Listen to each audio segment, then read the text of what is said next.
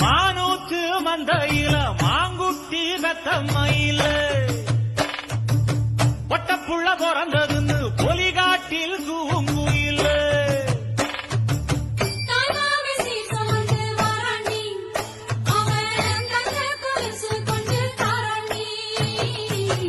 இரு சுமந்த